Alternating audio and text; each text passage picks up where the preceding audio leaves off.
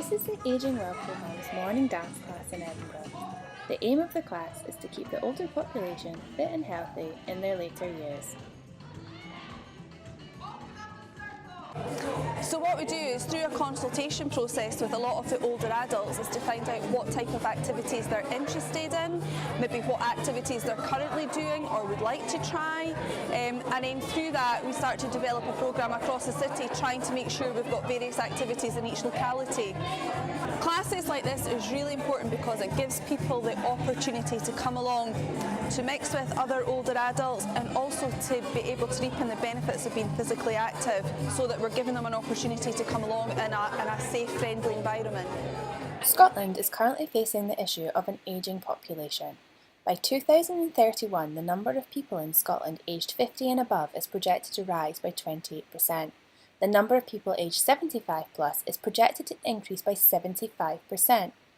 In 2007, the Scottish Government adopted the World Health Organisation's definition of active ageing, aiming to increase opportunities for older adults within the country.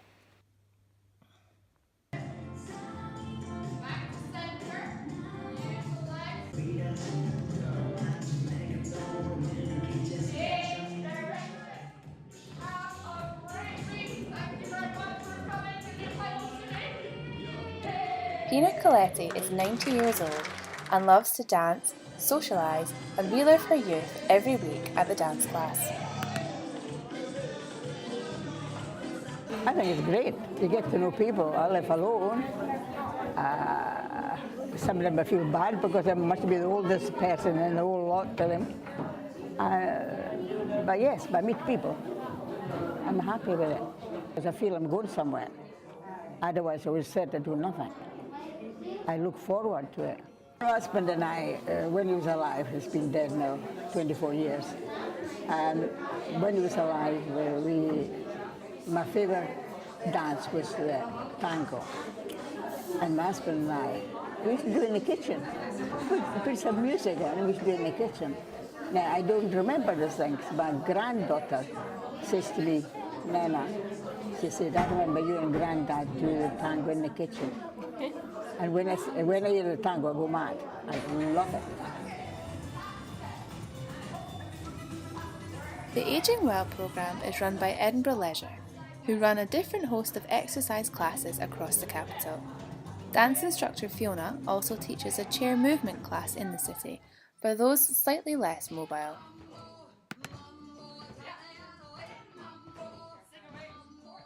As I get to know them, then you can see the progress as well. So people sit to stand gets better and better. So being able to get up out of a chair unassisted and to maintain that, it's an activity of daily life. That's what you want to be able to do so that people can stay as independent for as long as possible. Or you come to class, maybe you're not in the best frame of mind. If you've enjoyed the class, you feel uplifted. Yeah. And if you fall into a sedentary pattern, then you don't have the confidence to move anymore, or you wouldn't kind of think about it. So it's just engaging with that and providing different activities where people can join in.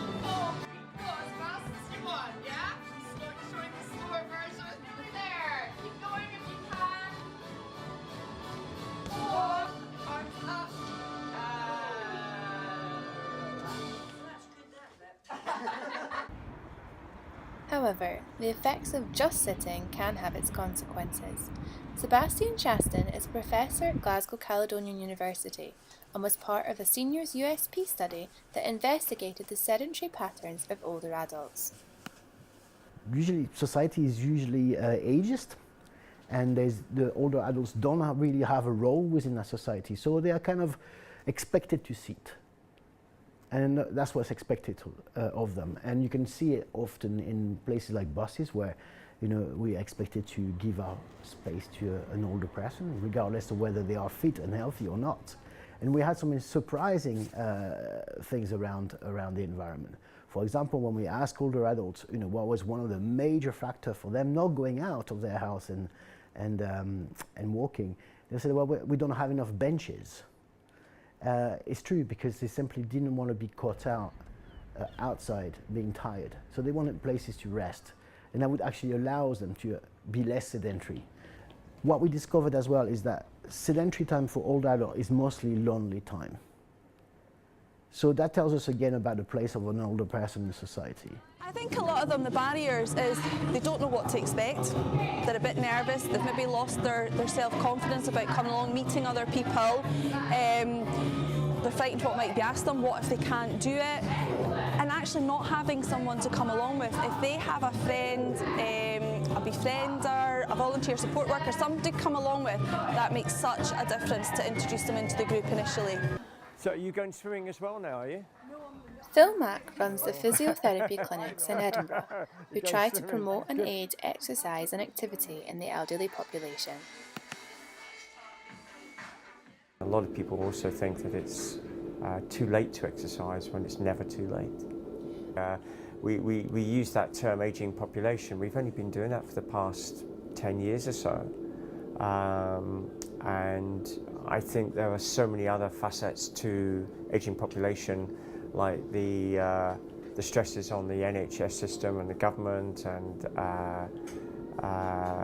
the extra money that's needed, the resources that are needed, that perhaps this has got to the bottom of the pile, and we're only now starting to understand the importance of the ageing population and keeping them fit, and most importantly keeping them independent, because if we can keep them healthy and independent, then that's less stress on the resources and the NHS. Walking is a good place to start, and that can be done both in a gym or outside. Taking the First Steps are one of the Ageing Well programme's walking groups. Run by volunteers, the group meets each week to walk a different route and get a breath of fresh air. When I retired, I decided I wanted to volunteer for something, and I wanted to volunteer for something that really suited my interests as well, and most of my interests are outdoors. So this seemed like a good way of doubling with my interests and actually helping people to get outdoors. The group get to know each other quite well, and if you hear the chatter, particularly on the bus when they're going out to the start of the walk, you realise there's quite a strong social aspect to it. A schedule of walks means that you will go out when otherwise you might feel that you can't be bothered. I was once told that the NHS Scotland feels that £1 put into this kind of activity saves them £4 somewhere else in the system. Definitely improves people's mental health because they're chatting, they're discussing things, they're talking about their families, they're talking about what they've been doing during the week, they're talking about things that maybe happened in the news. Aging, usually it's 1 person in 3 will be over 65, after 2020. So we have a completely different society than what we had before. I think everybody knows, but I don't think that people just really understand what the consequences of that are. We see it mostly as a negative thing. And as long as we'll see it as a negative thing, and we'll try to avoid it. I mean, you can see our societies get up toward youngism, if you want, where everybody wants to stay young. Even the old wants to stay young. That more needs to be done to encourage people to come out and exercise more regularly. They perhaps feel intimidated to go and train in a gym, for example, when there's lots of young, very fit people. There should be better facilities, there should be more classes that focus on older people to encourage them to come along to exercise. I don't think enough is being done at the moment to encourage older people to exercise. The Scottish Government is doing more than most and is taking forward ambitious plans in order to promote healthy living, record amounts of investment in the health service. A lot of the questions we need to ask are about actually, are the UK government doing enough to create the policy and to have the innovative thinking that's needed in order to think beyond the next 5-10 years and actually where do we want to be as a society, and how are we preparing for the challenges that we're going to face as a society in the next 20, 30, 40, 50 years. But it's really important about how we reorganise our health and social care systems so that they're operating together in order to look after individuals as they move into their elder years. As the makeup of Scotland's population changes, it's clear that generations will have to work together to keep both themselves and their society functioning.